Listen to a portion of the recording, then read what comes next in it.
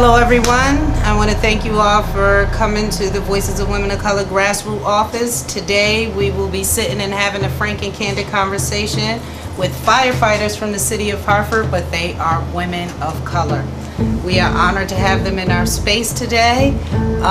This is a big year for the women of color as firefighters. The Phoenix Society will be honoring the women of color on the June 23rd at the Ramada, and we wanted to sit down and have a conversation about what it's like being a woman firefighter in the city of Hartford. I'm going to turn it over to Regina, who will lead us into the conversation and see if we can get some dialogue going about what that looks like as a woman of color and a firefighter. So welcome, ladies. Again, my name is Regina, and welcome to the Voices of Women of Color. I think one of the first things we'll do is just kind of start, and if you'll introduce yourself briefly and just tell us how long you've been a firefighter, or if you're retired, or if you're a probie. That's a new word I heard going on. So we'll start here. Okay, my name is Zandra Watley. I joined the fire service in 1982. I was one of two females to join the Hartford Fire Department. We were the first, myself and Maria Ortiz. I retired January 2008 after 25 and a half years. Wow. I started off as a firefighter and I retired as captain fire prevention. All right. Nice. My name is Michelle Adams. I've been a firefighter now for 15 years, currently at Engine 5 on Sigourney and Niles. I'm the driver there, pump operator. Started working in 98 for the fire department, but started working for the city of Hartford in 1988. So as it stands, I have 24 years total with the city and currently loving my job. My name is Candia Batiste. I started about 11 months ago. I'm going to have my 1 year anniversary and I won't be a probie anymore. I'll be a rookie for 4 more years, but not a probie anymore. I'm at Engine 2 on Main Street and I'm also loving my job. And my name is Hermine Hastings, and I've been a firefighter for about 20 years. I'm currently retired and loving retirement. My name is Arva Quinones. I've been a firefighter for almost a year. I'm a probie too. I'll be a rookie for 4 years, you said? Soon. I'm at Engine 14 on Blue Hills, and I really love my job. Awesome. Great. Wonderful. So for everyone watching, why don't you tell us a little bit about the Phoenix Society? Someone tell me what it is, how it got started. The Phoenix Society is a Black professional firefighters organization, and Hartford, Connecticut is one of the founding members of the International Association of Black Professional Firefighters. When I came on the job in 1982, the Phoenix Society was there for me and is still there for me today. And they helped me through good times, bad times, and everything in between. How many women are in the Phoenix Society right now? Well, we all are. Are there any others? Are you guys it? There are like 3 others that weren't able to go into. So a total of 7? Yeah. Seven. Oh, okay. And how many have retired? Like how many have gone through the whole history? 2? So you 2 ladies are the first then? Like the first round that have come through and have retired and have spent your time, your whole career there? Yes. So I guess we'll call us senior citizens. How about Maria? Did she retire? Yes, Maria Ortiz also retired. Okay. So why firefighting? Why? One of the rookies. Soon to be rookies. For me, like that's not something I ever thought about as a child. But like years ago, I worked with another firefighter, Nikki Mercado, and she's the reason that I really went out and tried to do it. Like it was just something I never thought about before. It's just not, like naturally, like, oh, I might do this, I might do that. Just like, why don't you do it? Try it. And I'm looking at her. She just like reminded me so much of myself. Like, you know, I only have boys. She had boys. I'm just looking at me and she's doing something great. And I'm like, I can do that. And I did that. Yes. Yes. Well, for me, my dad's a firefighter in the city of Hartford also. Oh. So I've been around the Phoenix Society a little bit, you know, growing up, but I kind of stepped away from all that. But as I got older, had all those jobs that, you know, weren't really fulfilling and that I didn't like going to every day. And I started thinking about long-term and retirement and, you know, just a career more so than a job and just getting by and doing something that I love and being in the community and helping other people. It was just like, for me, it was a no-brainer. So one of our ladies that have retired, why did you get into it? When I joined the fire department, the person that I met was Steve Harris. He's retired, Captain Steve Harris. And I was the director of Northwest Daycare. And he came in to do a fire safety presentation. And after the presentation, he came into the office, we started talking, and he said, you know, I'm involved in the recruitment program in the Hartford Fire Department, and we're really seeking women to apply. So I thought about it, and I said, you know what, I'm going to give it a try. One of the reasons was because of the salary compared to what I was making as a daycare director. It was a substantial jump. Also the career advancement, upward mobility, and the rest is history. So I would have to say that the first person I met was Steve Harris. Me. A history and a legacy, because I mean it's women like Sandra I look up to. That's paved the way for us. It's just amazing. For myself, my first job was with the city of Hartford in the state of Connecticut because I'm a transplant from Guyana, South America. Firefighting, men around, you know, in my life were a few firefighters, but never thought of it. I always liked accounting, and after 9 years with the city, again, I'm looking for the stability, the increase in income, and the schedule was the biggest thing for me. Because now I can have a life and be home with the kids, because then it was 3 days on, 3 days off. And then my husband at the time, he was on the job too, so we didn't need a babysitter. So, and that, I mean, took off from there, and now I'm divorced now, but it still works great because I'm able to pick the kids up from school except for 2 days a week, most times one. But I wouldn't change a thing, It's afforded me a lot, and I'm very grateful. I mean, it was the best move I've made to change careers from accounting to firefighting, because now you still have the 3 days to do. I can still do my accounting. I mean, I run a couple of businesses, so you still have a lot of playtime, you know. And I would say it's awesome, right? Sincerely so. Anyone else want to say why they got into it? Yeah, for me, it was economics. I had been through the industry of insurance, worked for 5 years and got laid off, went to school, and then I went into manufacturing. I worked at Pratt & Whitney for about 6 years. By then, I had graduated, and I got laid off. So, but I was like unemployable for about 4 years, and I had been pounding the pavement and saying, you know, I'm not going to leave any stone unturned, but nobody seemed to, you know, want to hire me after Pratt & Whitney because they were saying they couldn't afford to pay me, you know. Got good interviews and second interviews, call back, and no job. So I was at City Hall, and they were, you know, they had postings, and I noticed they had firefighter posting, and I was looking at that, but I didn't think anything of it. And an officer from the fire department came up. He says, you should you know, inquire about that, apply for that job. So, you know, I took an application, and you know, I took it home and discussed it with my family, and they said, no, you don't want to do that. You know, I had filled out the application and ripped it up, threw it away, and I kept going back every week to City Hall and the opening was still there.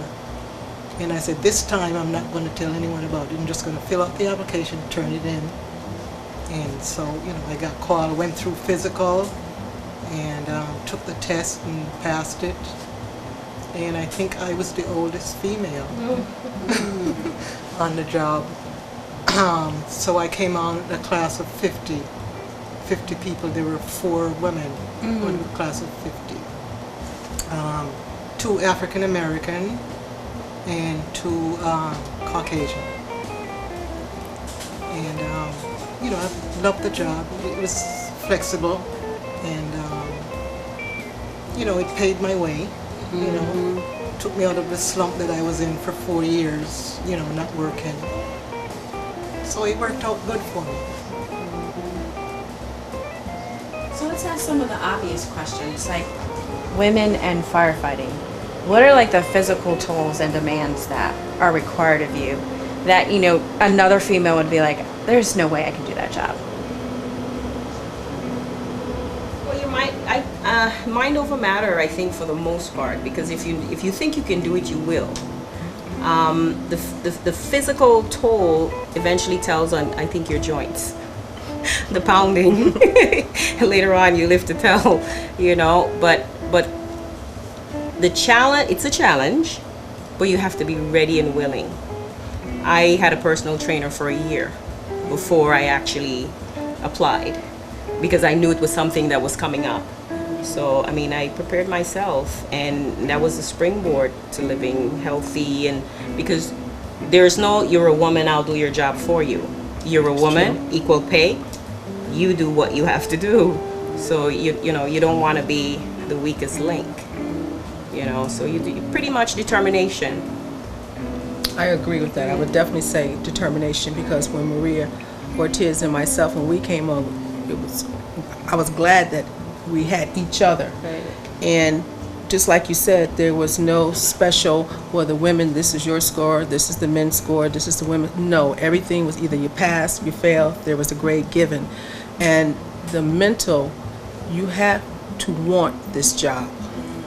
You have to truly want this job, because you give it your all. And I think all the ladies here can say that it's one of the most rewarding, but you really sacrifice also at the same time.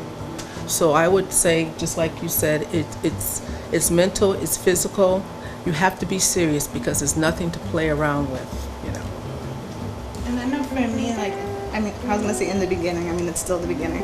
But earlier on, I felt like I kind of had to prove myself a little bit more, because I felt like all eyes were on me. The guys were looking for me to want for them to carry that hose for me or carry those bags for me. So I'm there, taking theirs and mine and just proving to them. And then after a point, they see that I'm there to work and I'm there to do what I need to do and do the same work they're willing to do. So then it's I feel more accepted now. But I felt like, those eyes are on me and I had to prove to them, more so than a guy might have to.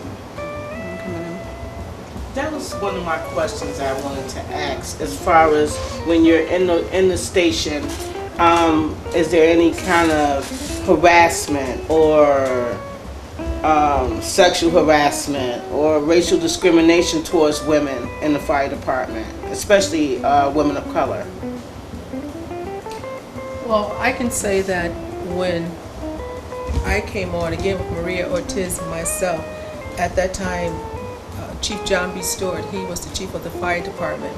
And before we came on, between the city of Hartford and the Hartford Fire Department, they made sure that we wasn't just thrown in, because it was something new for us as well as for the men on the job. So before I think we were in training at the time, they pretty much, city personnel came down along with the staff of the Hartford Fire Department, and they pretty much explained what sexual harassment was, what is a hostile work environment. It's my understanding that the firefighters had a chance to express how they feel, any changes they would have to make, or what would be deemed harassment. So when Maria and I graduated, it wasn't a situation where it was just new to everyone. Pretty much after, I forgot how many weeks, pretty much looks like it was going to be we were going to graduate. once we came on, it wasn't a shock. I would have to say it was a smooth transition. And I would say that has a lot to do with being progressive. Hartford Fire Department in 1982, that was pretty progressive. So it wasn't a situation that we want to recruit women, we want to retain them also. That makes a big difference. There's a lot of departments that may recruit, but how many actually is telling you they want to retain and promote?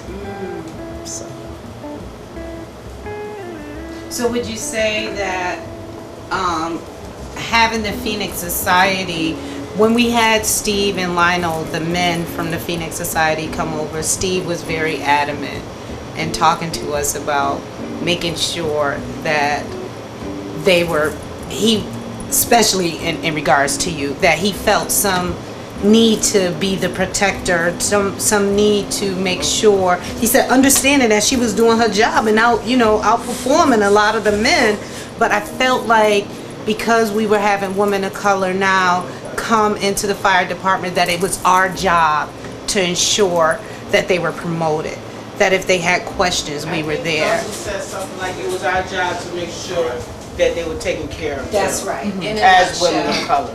And I thought that was very, and he was very, very adamant in when he said it. And he said, it was about making sure that we was recruiting specifically people of color to ensure that women and men of color had an opportunity to get a job with the pension, with the retirement, and that women firefighters, the very few that it was, were extra determined to get whatever it is that they were supposed to get from men. So what I seen from, when Steve and Lionel was talking about the women firefighter, well, the firefighters, I've been corrected several times by them. It was this sense of passion and respect that I felt that the men shared about the women, and so then I became curious in how that gets played out in the fire department with gender roles. Do women get promoted at a faster rate or equal rate than men, or is it a test for promotion? And how do we get more women to start thinking about the fire department? Is some of the questions I had, with my, thinking aloud when I was talking to Steve.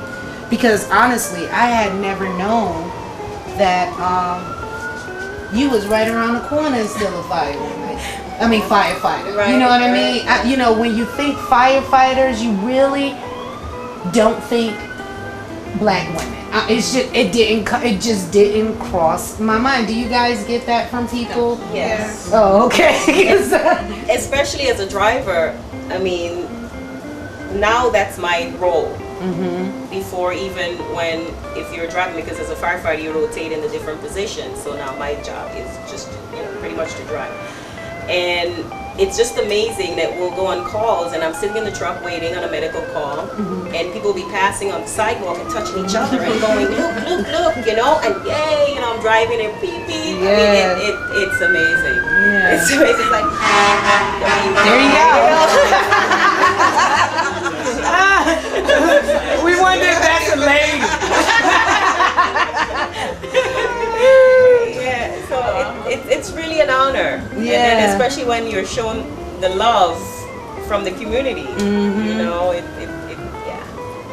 It makes it worth it. It does, Yeah. right? It's crazy. I have been in the grocery store with the guys, and I'm in uniform, but I'm not really thinking about it. And women have just come up and grabbed my hands and been like, "I'm so proud of you." And the guys would be like, "Do you know her?" And I'm like, "No." Or I'll be driving by and they're beeping the horn and saying, "I love it," and congratulations, and just telling me how proud they are, and it just makes your heart feel so warm. We had a bunch of little kids that came to the firehouse from a local daycare. And it was so cute because the little kids were like, "She's a firefighter too," and the little girls, they're like, we could be firefighters too, and to know that it's just an amazing feeling. Sometimes the guys feel left out because if the attention is on the women, what about us? Especially with a truck. For some reason, driving a truck, I'm like, oh, you can drive that truck. I have to drive the truck. And yes, I can drive the truck. Oh, I'm about to go try. When y'all hiring again? Just because I can drive the truck. Now it's just like, well, if you can drive the truck, anybody can drive the truck. Yeah, exactly. Like kind of like what you said too. Like, you know, like my whole life I've worked with kids. Like, you know, all the time. So another woman, an adult, made me think about it. But for a child to be like, wow, I could do that, or you can do that. You know, and then like my kids, like my boys think I am a superhero. So, My mama a firefighter. yeah, they tell everybody too. Just for no reason. Like, hey, how you doing? My mom's a firefighter. So a sense of pride. Yeah. Yes, that's It's the awesome. opposite for me. My sons, because their dad and I were on the job at the same time. So now when my two younger daughters, it's like, you know, my mother's the first female driver, blah, blah, blah, blah. You know, the 9-year-old. And Yano's like, yeah. The boys, I said, but why you guys didn't show such excitement? They said, well, we thought it was the norm. And it's both of y'all. Right. Well, we just thought it was the That's norm. what they do. Firefighter. And that's the goodness about the change, because when you look back when Chief Stewart and Benjamin Laurie and Harry Ashton, the first 5, when they came on, I try to use the analogy, it was like just weeds. They're trying to make a path through That's weeds. right, paving a way. Okay, then you have Steve Harris and you have Chief Carter and Captain Steve Harris. Sometimes I forget the titles, but you hit the next wave. Okay, now the weaves is pretty much a dirt road. Okay, and now you have women that's coming on. That road is now paved. Oh, so to me, I'm standing, like a firefighter told me once, Tyrone Williams, I'm standing on their shoulders, you know, because they helped me, and hopefully by coming on, you know what, I couldn't do wrong if I wanted to. I could not do wrong if I wanted to. First of all, I had so many mentors to make sure if I needed anything, if I wanted anything, if I'm having any problems, anything that I needed, I can talk to someone to have that addressed. And let me tell you, ladies, that makes all the difference in the world, to have someone you can talk to. The only thing was, didn't have any females at the time. It was Maria and myself. Yeah. But later on, I did get a chance to meet a fantastic sister, Cheryl Broadnax, and she was a firefighter in New Haven, and we became friends. So, you know, as time goes by, that was 30 years ago, and look now, you know. Well, it's interesting because the Voices have worked with, from politicians to your everyday person to every department, nonprofit, everybody. But interestingly enough, we have most recently begun to have a really strong working relationship with firefighters in the Phoenix Society. And we're not really used to men being that attentive, hence we work with political men. But they are. It's something like, Lionel, are you guys all set? Do you have this? Oh, do you need this support? I find that to be so welcoming and so, you know, it just feels really good to have men asking women, are you okay? Is there something we could do? We know that you guys are helping us with CERT. We know that you guys help us, you know, evacuate during the storms. Is it anything that we can do to help the voices of women of color? Because a lot of times we put out a lot of help. And because we do it for the community and we recognize it as a thankless job, we don't look for any praises. But it's always interesting to see the Phoenix Society like become our #1 cheerleaders. It's like, you know what I mean? Like we y'all straight? Y'all need anything?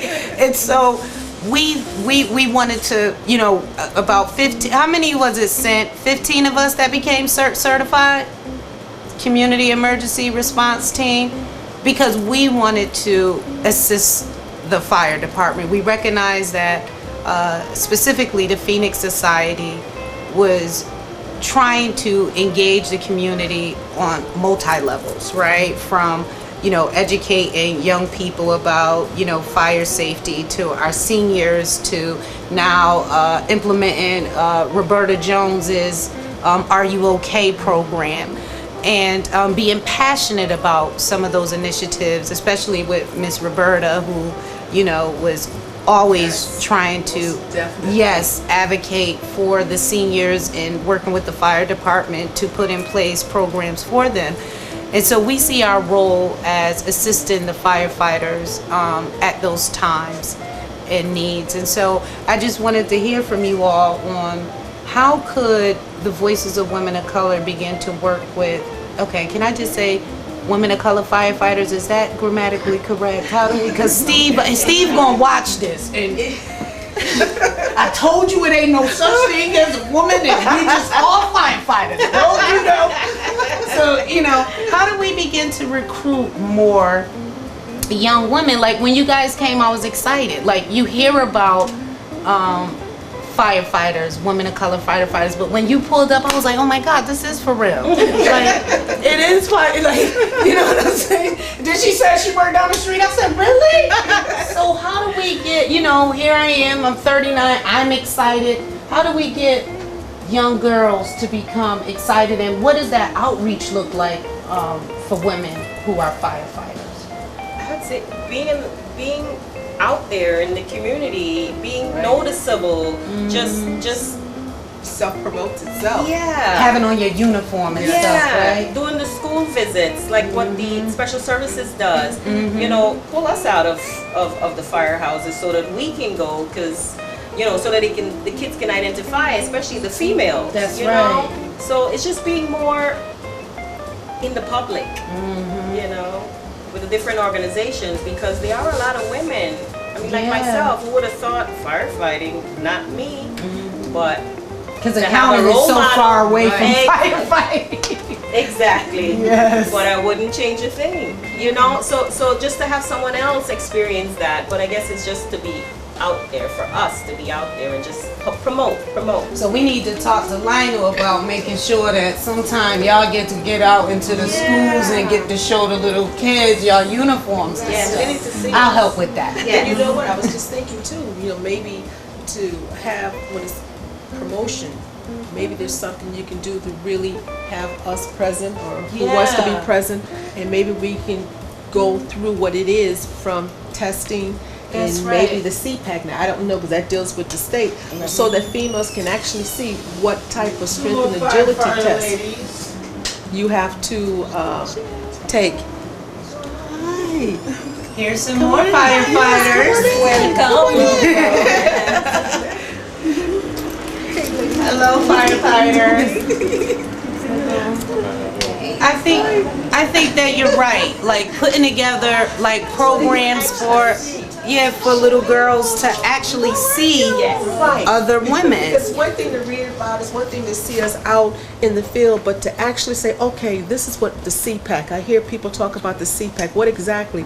If there's some way that maybe you can have a female just go through, like this is what you have to do. You have several stations, you have X amount of time to go from one to the end, and have that, you know, played over and over again. So now when they see that on television, they say, okay, now I have a really good idea of what it entails. It's not just passing the written exam, it's much more than that. Because that physical part, right? You guys, it's the same as the men. There's no. Yes, it's the same, identical. Is it really a hard test? Because you look strong as hell. You look like you had that in the bag. You know? Is it hard? The crazy thing is, right, I have a wonderful metabolism. Yeah. We eat. Yes. Yes, we do, a lot. But honestly, what it is the mind over matter, like she said. It like, is. I've never been a runner. Like, I've played all kind of sports in school. I quit every year. It's just too much running. I was just like, I'm not built for this. But if it's something that you want to do, you know, there's no, oh, this is going to be too tough. Like, you know, there was no way I wasn't going to pass it. Yeah. You know, bottom line. So, I mean, and that carries on to your job, too. It's just like, you know, you give somebody that glory, they're going to take it. That's right. You claim it as yours. There's That's really right. nothing that nobody That's else can right. do about it. So that's really what it was for me.